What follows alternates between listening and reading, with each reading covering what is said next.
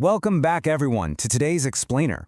We're getting into a really fascinating corporate case study today. Have you ever wondered what happens when a tiny, almost boring administrative detail actually unravels a massive, toxic workplace cover-up? Well, that's exactly what we're looking at. This isn't your typical movie-style confrontation. No, this injustice was brought down by a quiet, internal record that just refused to play along. We're going to do a deep dive into human resources processes, internal audit logs, and how a single missing number forced a whole company to finally confront its own shadows. Let's get into it. Okay, let's dive into this. To kick things off, let's look at this thought from Maya Carter, the strategy lead in this case. She hit the nail right on the head here. The dangerous documents never look dangerous first. We're really going to break down the exact mechanics of how credit gets stolen in a corporate environment, and, more importantly, how a vigilant team mapped out the digital footprints to put a stop to it.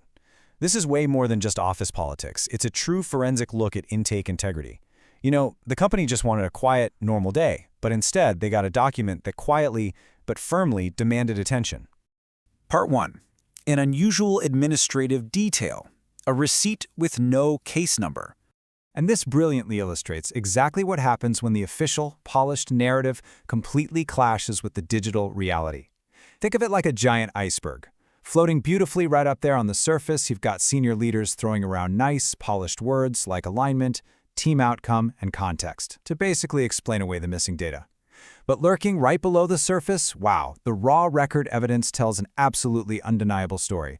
We're talking missing approvals, altered timestamps, and deliberately erased names. The clean, PR-friendly explanation just completely falls apart when you look at the dirty document hiding underneath. Part 2. Following the system trail, building the proof map. Let's move to the sequence and see how this builds. To fight this toxic culture, IT auditor Jordan and executive assistant Nina completely stopped arguing with corporate jargon. Instead, they just started mapping the digital footprints. Because, background tasks always leave a foreground trail. The sequence they found was just undeniable. Look at how this played out.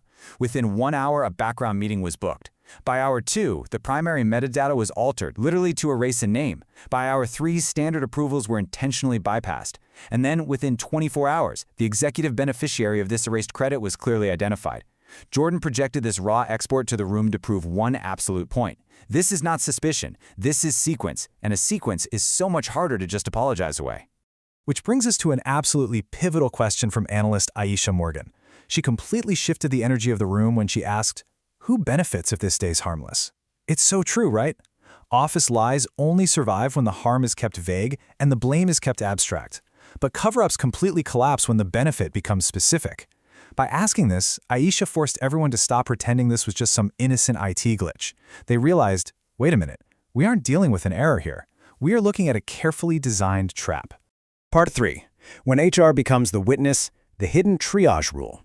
Now, what's really interesting about this discovery is Linda, the HR manager. She completely pivots her role from defending a broken system to actually measuring the hard digital evidence. And her deep dive uncovered a seriously shocking hidden triage rule. Basically, this was a coded system parameter that intentionally held complaints against powerful, sponsored individuals in a permanent draft status. So a receipt was generated to pacify the employee, making them think something was happening, but a trackable case was never actually created. The system was literally algorithmically rigged to protect power over people. Crazy, right? Linda's response to finding this rigged algorithm was a powerful, hard refusal. She said, peace built on erasure is not peace. Now, leadership just wanted a quiet email or a nice private apology to make it all go away, but HR completely refused a silent patch. Because sure, private fixes might make executive management comfortable today, but they literally leave every future employee exposed tomorrow. The damage was public enough to erase someone's hard work, so the correction absolutely had to be public enough to restore true workplace safety. Part 4. Fixing the standard process. Actionable verbs over intentions. So the crucial point the committee realized is that empty corporate slogans do not protect people. They needed institutional repair built directly into the workflow. And the new architecture they came up with was simple but bulletproof. Step 1, preserve the original receipt. Step 2, attach a specific reason code for any changes. Step 3, automatically notify the affected employee. And Step 4, publicly log the correction. This new rule meant every single receipt absolutely must create a trackable case.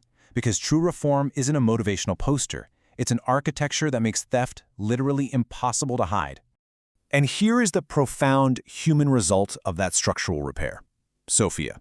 She was the operations coordinator who initially had her work erased. Now she finally has her name permanently attached to the work she actually completed.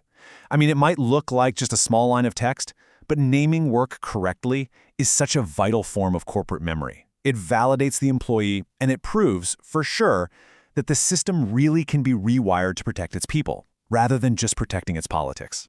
Which leaves us with this chilling final thought to reflect on. A workplace becomes safer when names cannot be quietly removed and records cannot be politely ignored. In the end, the truth didn't need to raise its voice. It simply waited for someone patient enough to read the audit trail. It really makes you wonder about the integrity of the systems we all use every single day, doesn't it? Are there missing case numbers or hidden triage rules quietly operating in the background of your own office? Well, thanks so much for joining me for this explainer. Keep questioning the records around you, and I'll catch you next time.